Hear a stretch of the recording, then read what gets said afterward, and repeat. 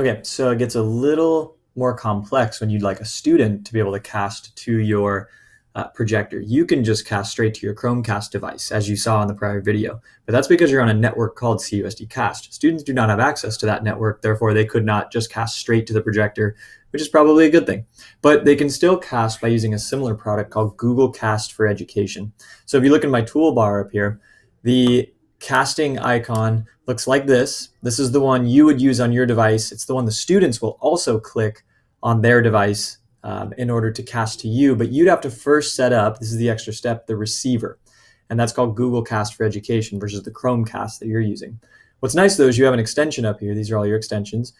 It looks similar to the box with the Wi-Fi, but it's green. When you click that, you create a receiver name. Maybe it's your name. I'm Robert Allen, so I'll do Rowan. It's whatever the students can recognize because they're going to get a list of casting devices just like you did.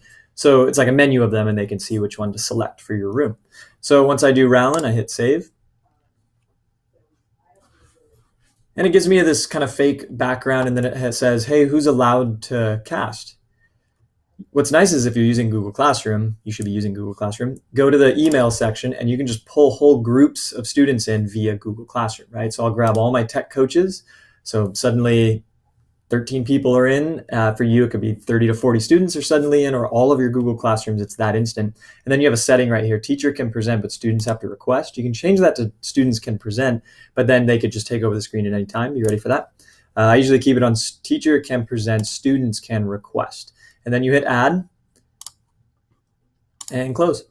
And so now those people have access. So again, what the student's going to do is much like what you did, they are going to go to, in fact, I'm going to minimize that, this little casting icon where it says display on another screen. And then when they click it, they're going to see your name show up. There's Rallen. And when they do, they have similar functionality of the cast to. So they may want to cast just their tab. They may want to cast their desktop, etc. Then they click your name. You're going to get a little request showing up right here in the bottom right of your screen. And you say yes or no, accept or not accept, and then the student's casting. And they're doing so actually through your Chromebook, which is connected to the Chromecast. So that's kind of the link is students are Google Cast for Educationing to your device and you're Chromecasting to the projector, and it's sort of this relay race to get the student to project on the projector in front of you. So that's how that works. And then at the end, you can see an X at the top that you could click to sever that connection with that student. The student could also go to their icon, which would be blue when it's active, and they can click stop casting.